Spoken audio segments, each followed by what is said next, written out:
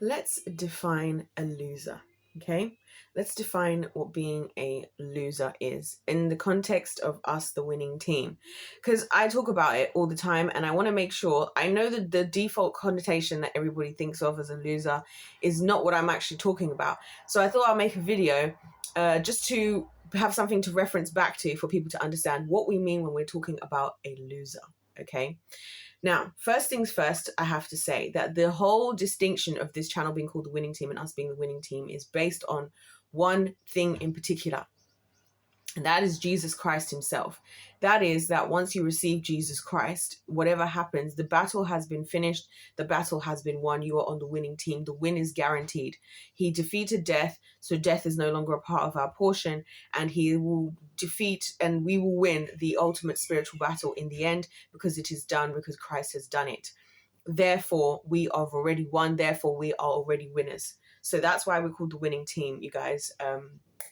And so, but it goes deeper than that because it's not just about your belief and your faith. It's about now emulating what that means, right? And this is where we now start to look at the distinction. It's very important, you guys, that no matter what the world tells you and no matter what you hear, we always understand there is only ever two sides to this.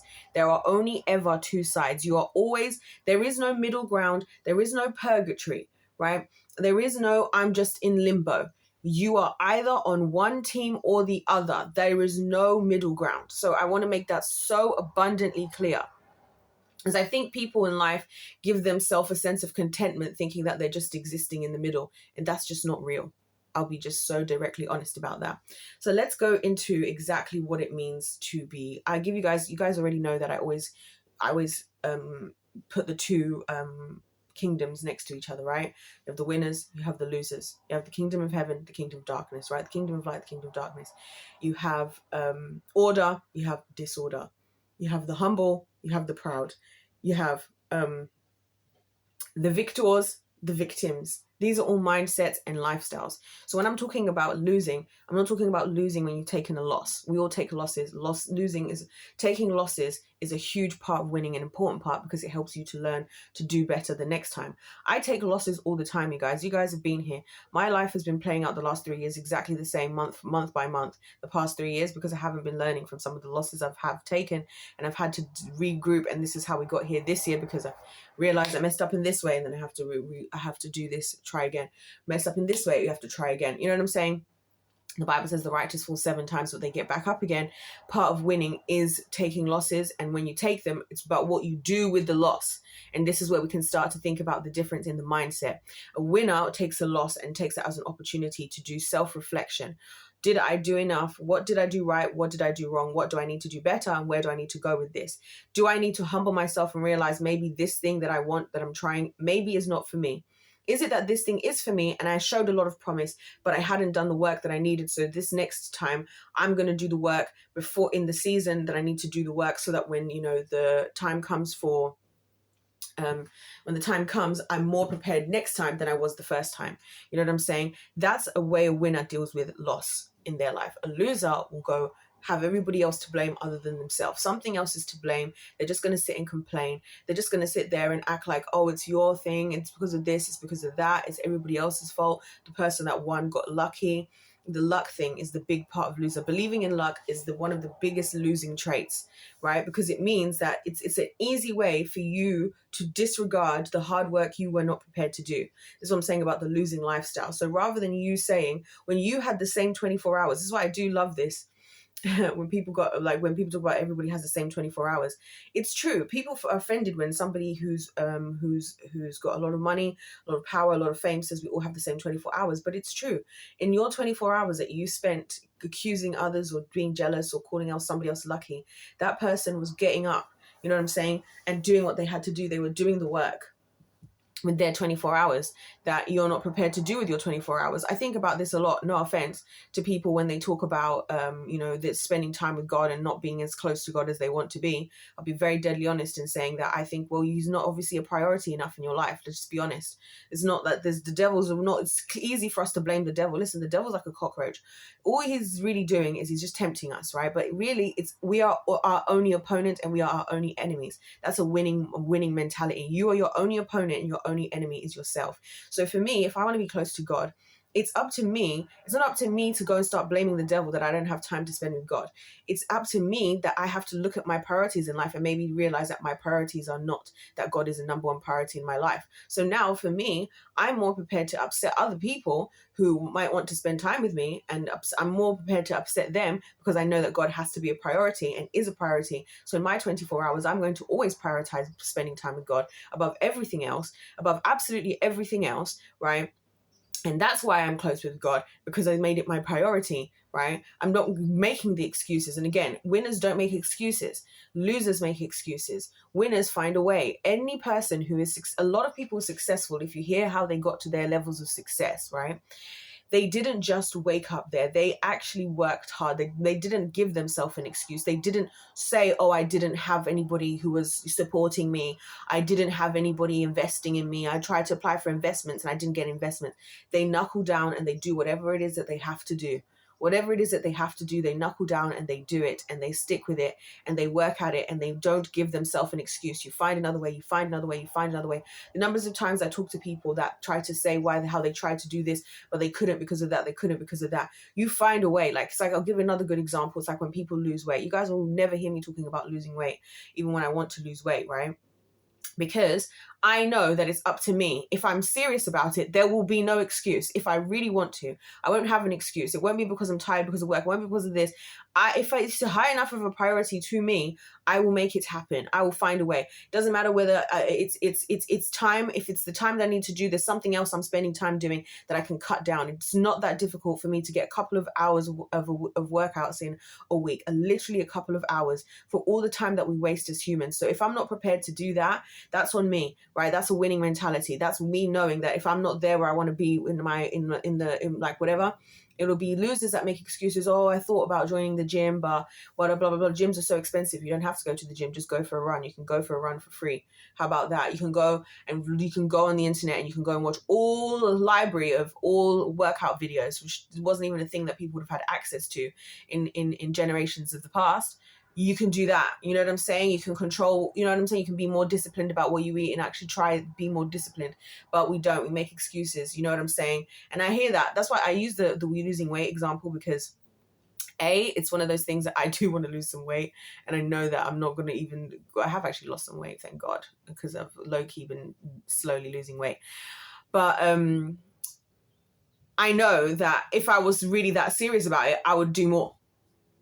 And that's on me. There's no excuse. There's no excuse for anything else. There's no excuse for what anybody else is doing. It's down to me. It's up to me. You know what I'm saying? So when I hear people complain like, oh, I would, but this, I would, but that, but this. No, darling, that's not how it works. That's a losing mentality, my friend. That's a losing mentality, because the same excuse you're making, somebody else is not prepared to make. The same excuse you're saying, somebody else isn't saying. That's why you'll hear, especially when it comes to things like weight loss, that people always ask, it's always the losers who will ask, how do you have the motivation? And any winner will tell you that motivation is not even important. It's discipline and decision, right? It's decision. You decided that you've committed yourself. It's commitment, right? Which is, again, goes to show a lot with the world today. Because we all just want to have to feel these feelings to have to do all these things. We don't have, we lack the like, losers have to feel feelings in order to do things. Winners make decisions and commitments, right? And you commit to doing something, whether it feels, even when it doesn't feel great, even when it's difficult. If you make that commitment, your commitments are real commitments. So that's another thing about the difference between winners and losers. Winners make commitments that they stick to. Right? So if you committed, I'm going to become this, whatever, you keep going. You keep going. It's again like with people in business. People will say, oh, being businesses, you just get lucky. It's true that the statement goes that, people, and it will be the people who tried out a business and didn't work, and like, well, the statistics show that 70% of businesses never, whatever. after 1 year, fail after 2 years. It's like, are you a slave to the statistics, or are you dedicated and committed? That's another thing, because when I hear people talking about statistics, losers love to use statistics as an excuse, right? Who cares about the statistics, especially when those statistics didn't take into account all the variables that were there. They're just the data that we have in terms of connecting one thing to another, but we don't know the variables. So when you say most businesses fail at whatever, that's just not a roll of the dice, that like you roll the dice and if you start a business there's a 75% chance it's going to happen. No, there are probably a lot of certain consistencies about all those things, of which one of them I believe is giving up. The dedication. A lot of people who are successful in the areas of business, they're successful because they didn't give up. Maybe it wasn't the first idea or the second idea. Maybe it wasn't the first year or the second year. I think it's Gillette in their first year sold like, what is it, like 37 or like 137 razors, right, in their first year. Gillette, right? Now look at Gillette now, huge company, right? Think about a lot of these companies that we see, a lot of these companies, you know, that are successful, that are now like householded brands. It's people that dedicated themselves, and at the beginning we just did something basic, but they stuck at it and they pushed through it. Similar to McDonald's. When McDonald's started, and all of those guys, all these now fast food chains, Burger King, these guys were all bestie buddies, the ones who started it. When they started, they were just selling their own thing with they were just selling burgers and fries and whatever at McDonald's. Then another investor comes in and he's like, hey, I've got these drinks machines. Should we put these things together? And they start doing that. They just kept doing it. The next thing you know, we expand to here, we expand to here, we expand to here, we expand to here. Keep at it, expand to here. Look at Jeff Bezos. Jeff Bezos is one of many, many, many different people who started a business at a loss. You as a loser are not prepared to start your business at a loss. You're not aware that losing is a part of gaining, is a part of winning. So Jeff Bezos starts Audible, Amazon, all these things, Kindle first, and then Audible, and then Amazon, right? When he starts out, he's making a loss. He's making a loss on what he's making, but he's banking on his own idea and he's committed to what he's doing. Similar to Mark Zuckerberg wasn't making money off of Facebook. Facebook wasn't making money, but guess what? Because he had something else that he was working towards. And again, losers tend to overly fixate on money early on. I often find that losers are the first ones, like especially when it comes to business, who are the first thing they want to do is figure out what they want to do when they can pay themselves. A lot of times winners, they'll put whatever their money that they're making for a long time in their business, they'll put like 90% of the money they make right back into the business. They won't even pay themselves for as long as possible. They'd rather literally eat the bare minimum, right? And eat the most cheapest diet ever, right? And go nowhere and be a hermit, right? Than spend money on themselves so they can reinvest into their business. Again, a lot of losers will be like, oh my gosh, we made 100K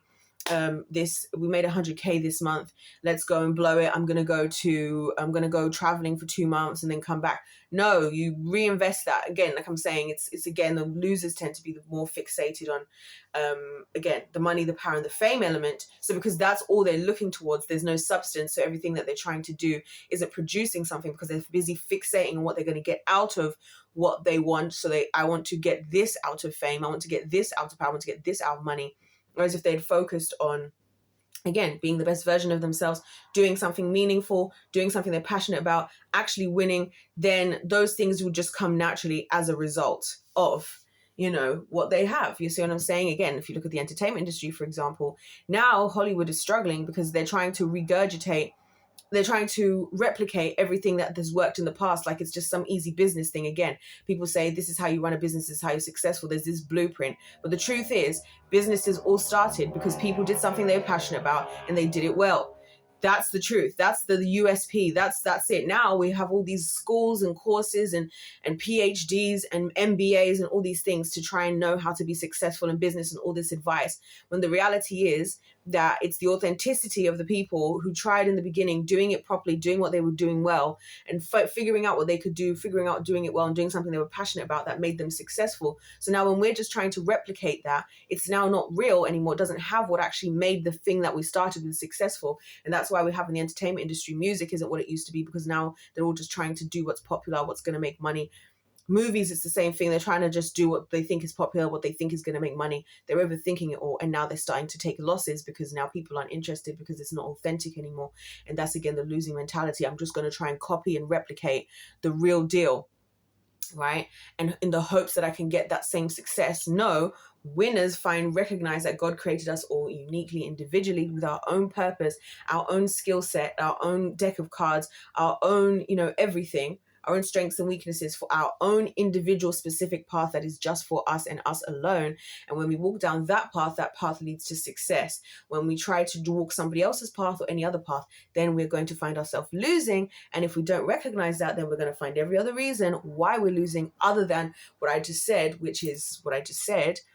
And then we're going to now think, oh, that person got lucky, or let me go and replicate or copy. And then you get upset when it doesn't work, and then you then go back into the luck thing, and you guys get the gist. So that's what I'm talking about when I'm saying about losing and winning mentalities, is that it's more of a mindset and a lifestyle, right? How do you approach life? How do you approach wins and losses? And again, with a winner isn't feeling validated by people's attention, rather intrinsically happy and fulfilled. Is it self-actualization? But fulfilled by achieving the goal you set for yourself. A loser is excited just to have attention. And again, that's a trap, because then you'll end up just doing things for the sake of attention. And then that's when you'll find yourself swaying away from your morals and values, selling your soul, because you're now selling your soul, because now you think that, oh, as long as whatever I can do to get that attention again. Whereas as a winner, you're thinking, okay, what's the next level I can push myself to? Wow, I achieved this. I wonder what more I can do for myself. I wonder what more I can do for my loved ones. I want to level myself up for the sake of myself, for the glory of God, and for the benefit of those who are around me, so that they can also win. We can all elevate all together as a team. So again, there's that. So yeah, I'm just gonna leave that there for now, because I feel like that's enough to kind of get the gist. But that's what I'm talking about when I'm talking about losers, when I'm defining losers. And again, lacking of accountability, lacking of humility. Accountability and humility are the foundation of winning, being a winner. You have to be able to take yourself accountable so that you can improve, and you have to be able to humble yourself to be able to improve, to be able to be better, right? If you can't do those things, you'll be there in pride. And then because you're now in pride, you'll never be able to make the changes you need to make, because somebody else will have to be to blame. And you can't do it. But the problem with that, and why it's a trap, is because the only person you can control is yourself. So there you go. 5 is a game was played to win. God bless you all. God loves you. I love you. And I'll see you in my next one.